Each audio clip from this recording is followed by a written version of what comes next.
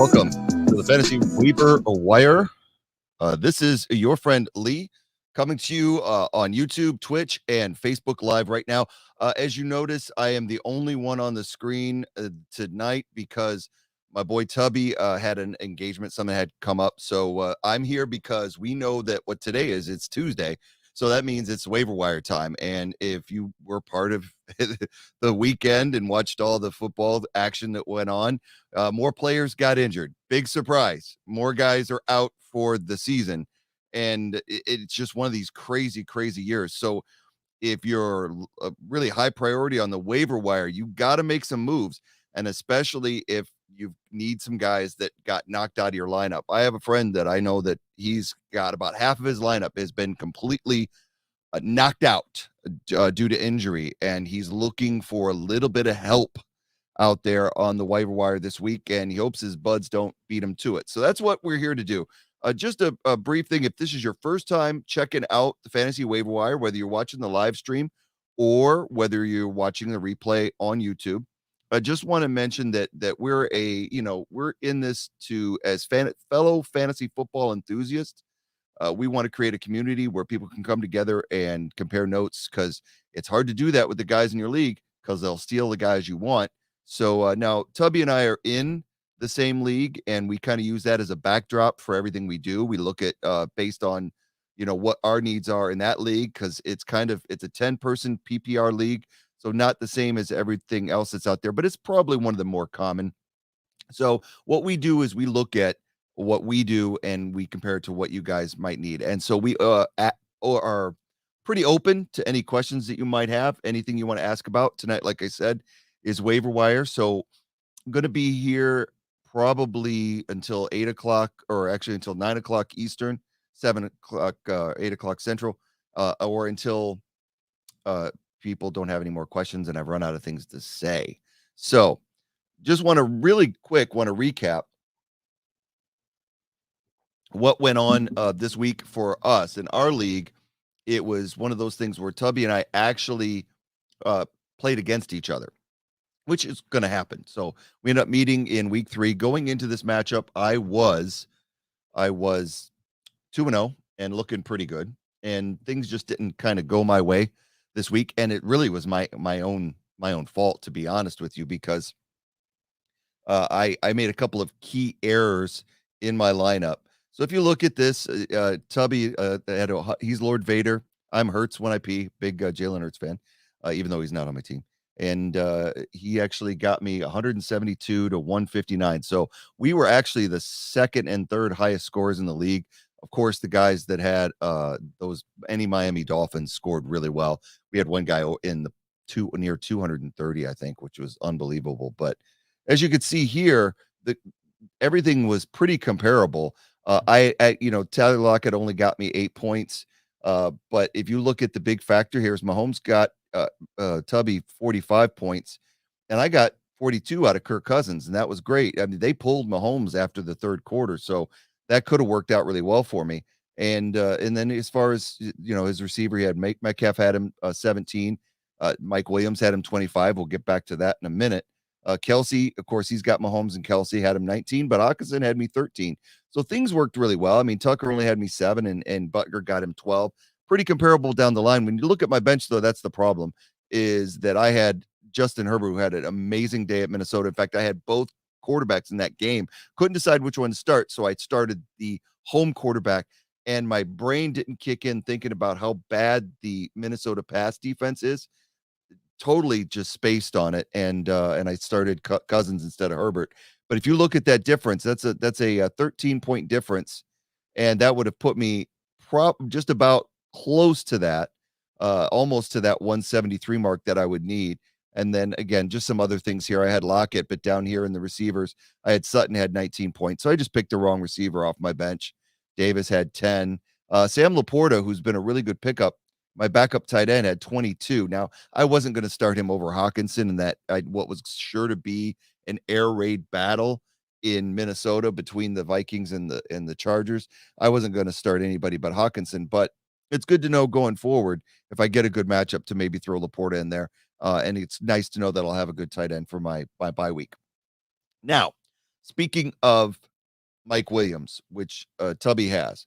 Part of it is great. He got 25 points from him, but if you're a Mike Williams owner, you know that Mike Williams is now out for the season, ACL, and that sucks. So you're going to have to find a replacement. So that brings us to the first guy on the waiver wire that you should be looking at if you need wide receiver help. Right now, Joshua Palmer is going to be the backup to Mike Williams. Now, some of these things people get really excited because you got Herbert throwing to Keenan Allen, who had a massive day, and then you got Mike Williams as well. And it's like, oh, Joshua Palmer's going to solve all your ills. Don't count on that happening. He's not Mike Williams. He's a good receiver. He's not going to get you the same type of numbers. This does hurt the Chargers offense. You can't look at this as being a receiver that's just going to come in and pick up where Mike Williams left off. However, he is the solid wide receiver too. He is going to get some targets. And if you're in a PPR league, especially, it's going to benefit you. So definitely Joshua Palmer is the one to really target this week if you're looking at, filling that void. One of the other things is what we try to do here on the Fantasy Waiver Wire is kind of go position by position. So we're going to keep in that same vein of the wide receivers and kind of look at some of the big wide receiver names right now that are popping up that you should grab. Now, last week we mentioned that Tank Dell was somebody that was hot on the waiver wire, and a lot of people went out and got him. I'm going to be the first one to admit that I made a major mistake in my other league, and I had Tank Dell.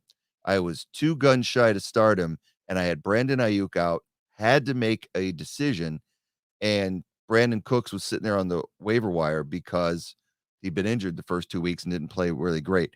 I knew the Cowboys were playing in Arizona against what I perceived to be a very weak Arizona team. I was wrong. So I dropped Dell thinking that I could always go back and pick him back up. And that was probably my biggest mistake of this year. So Tank Dell went off. He had 35 points in my ESPN league, and he's got 52 fantasy points overall.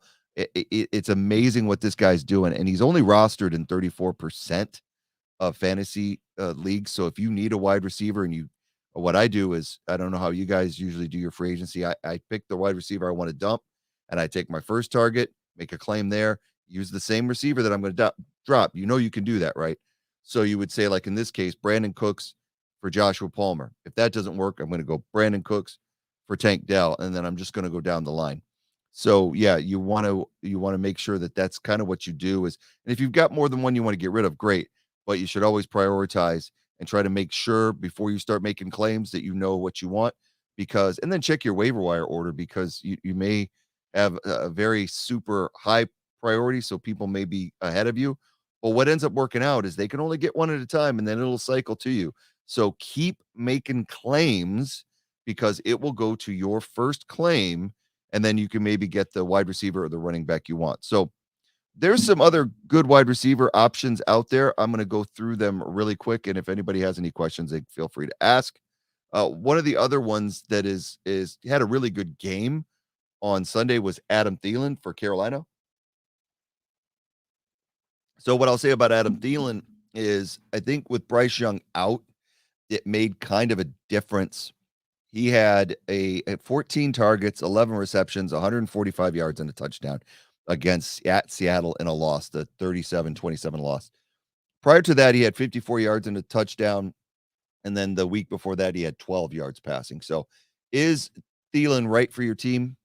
Right now, as long as Andy Dalton is quarterbacking the Panthers, he's probably a decent option, but I don't think long-term he may be the one for you, because he never really established any chemistry with Bryce Young. So it depends on when Young comes back and then who or his favorite. So if you don't have an option there, that's somebody to look at as well. Some of the other ones out there that are looking really good as far as the wide receiver position are concerned. Like I said, we mentioned Joshua Palmer, Tank Dell, Adam Thielen. Another one that I like is Josh Downs. Now, Josh Downs, Indianapolis, he's had a few pretty good games coming up. Not anything that you want to write home about, but with Gardner Minshew in there in place of Anthony Richardson, His targets picked up quite a bit, so he had 12 targets and 8 catches. That's some decent amount of points for 57 yards. So if you do the math, then you got 13 points there that you might not have had otherwise without Josh Downs. So you want to maybe look at him. He's somebody that you could pick up if you are inclined and you need some wide receiver help. So Josh Downs is another one that I liked. Also, another guy that I like is Jaden Reed from the Green Bay Packers. Let's see if we can pull him up here. This past week, he had 7 targets for 63 yards. So a nice little 9 fantasy points in most leagues. In our league, he would had 13, or actually had 3 receptions. So he would had 9 points. So, but he's established a bit of chemistry with Jordan Love, and going into the Detroit game, he might be somebody that could be on your roster as far as picking up. Some other guys out there that had good weeks, don't need to go too deep into them that you can look at. These would be a little bit down the order. Calvin Austin for the Steelers. He had 6 targets but only 2 catches. But man, did he have a big one. He's very fast. This is a boomer bust type guy. He's a speedster. He is he had a great play if you saw it on Sunday night against the Raiders in Vegas. So he did have 72 yards, 1 touchdown. But if you look at the previous weeks, he had six receptions for 37 yards and 1 reception for 10 yards.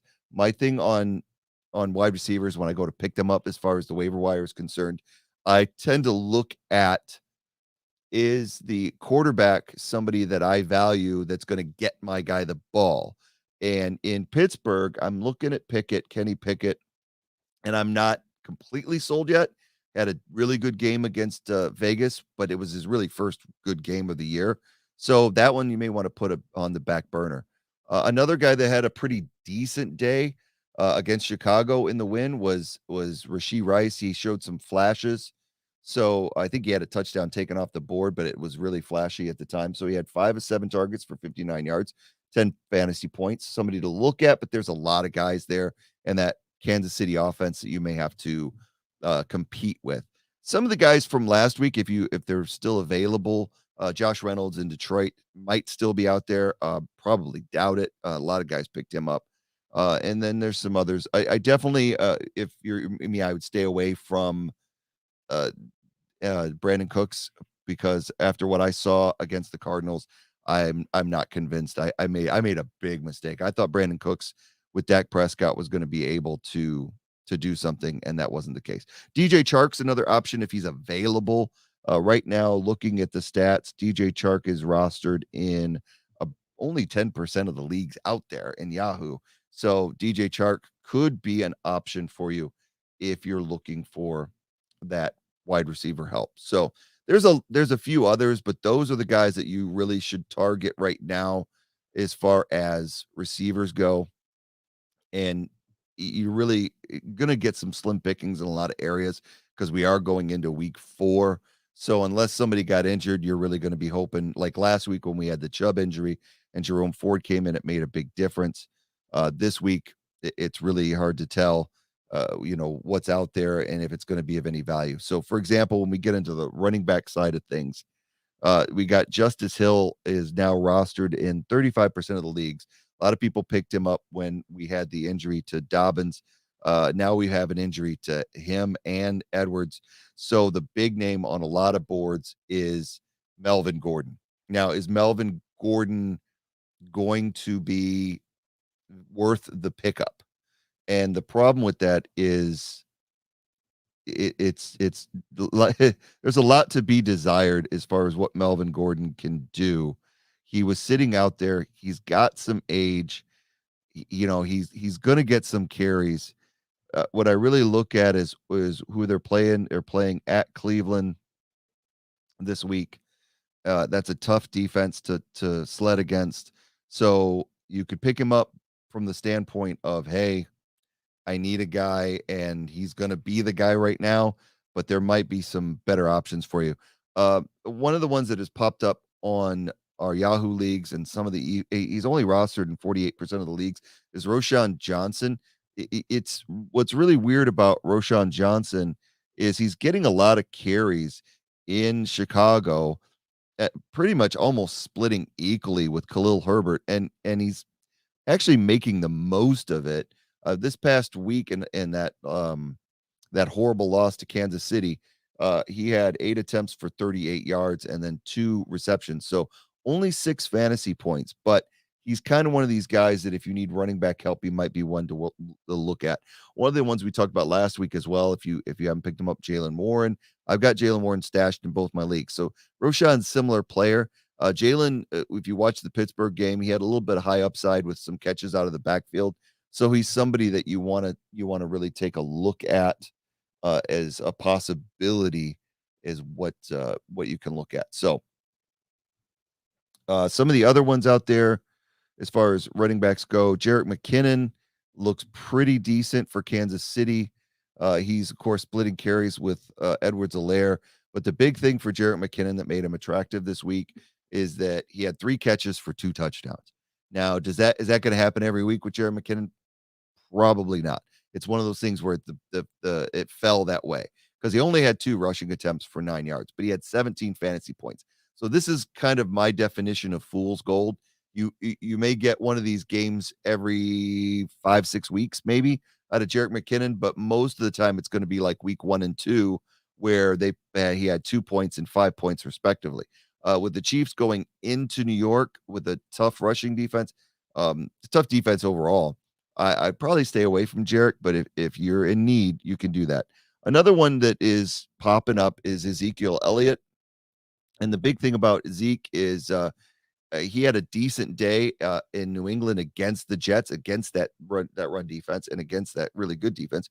He had 16 attempts for 80 yards. So, and then he had 1 reception for 7 yards. So 9 points, and he's splitting with Ramondre Stevenson, and so getting 16 carries in a game is quite the step up for Zeke. Compared, he only had 7 carries in the first game and 5 in the second for like next to nothing. So somebody to take a look at. None of these guys I would recommend injecting into your starting lineup right away unless you are really suffering in the running back area.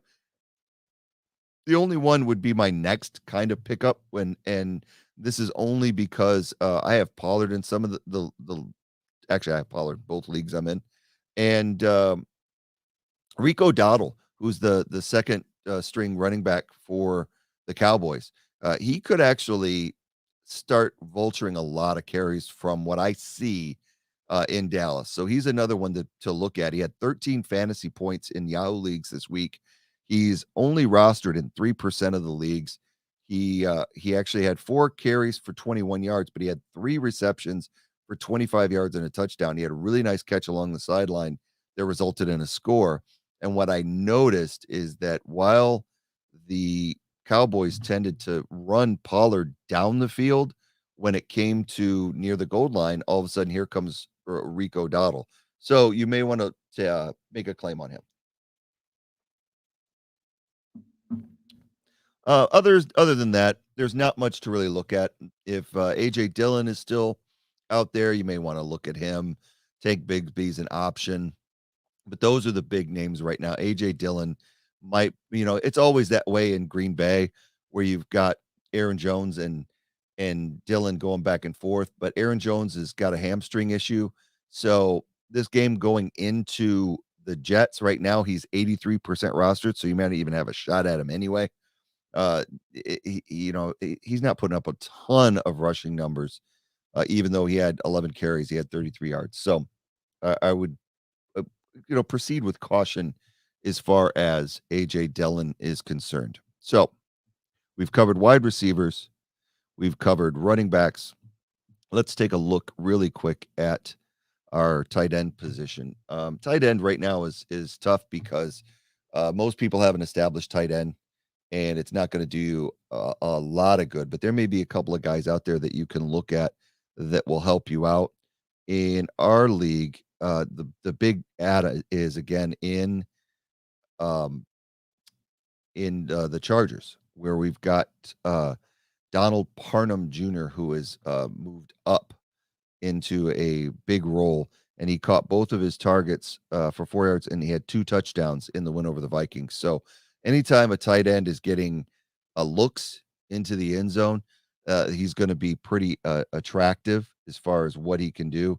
So against that game against the Vikings, he had 14 fantasy points, and in Week 1 against Miami, he had 11. So right now, Parham is rostered in only 2% of Yahoo leagues.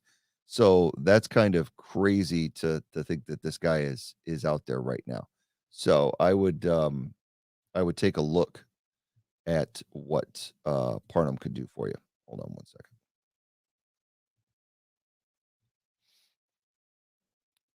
All right, another one we're going to look at is Tyler Higbee of the Rams. Right now, Tyler Higbee in most fantasy leagues, he's rostered about 73%. So you may want to take a look if you can get him. He's not um, he's not a big uh, production guy per se, but against Cincinnati, he had 5 catches for 71 yards, which gave him 12 points as far as fantasy goes. So Tyler Higbee, not a bad deal. It's really hard because in at this point of the game, so many of the tight ends out there have been claimed that are going to do anything, me included. I have Sam Laporta, if you don't already know about who that guy is, and I've got Dallas Goedert in one league, Hawkinson in the other.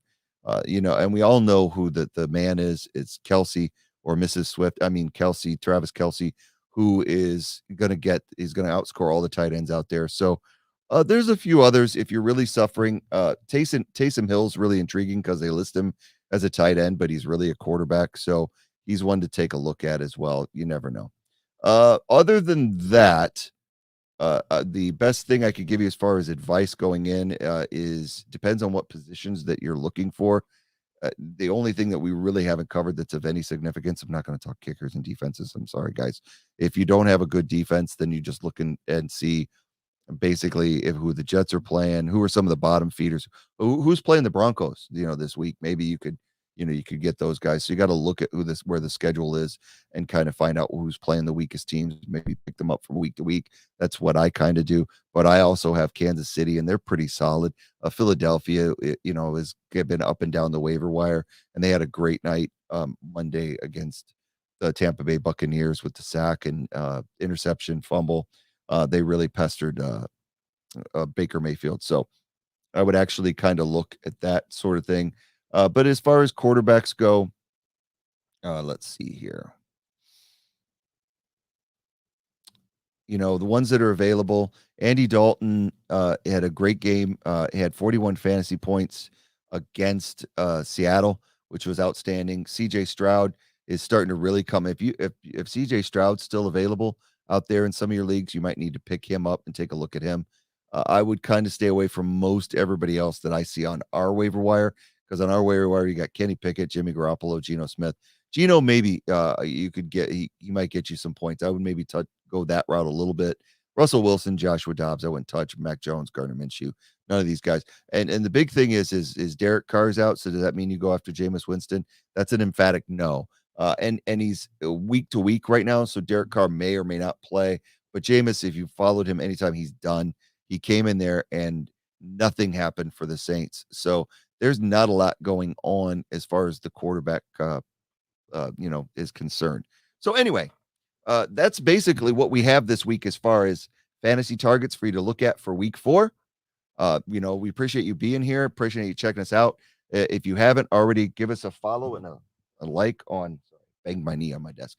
Give us a follow and a like on YouTube, Facebook Live, and Twitch.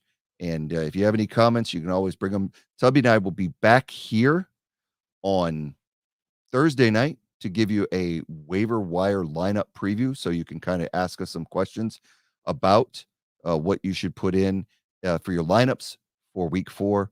And so we'll be back together again for that. So we want to appreciate everybody who's tuned in tonight, and we'll catch you back here on Thursday. Have a great night, everybody.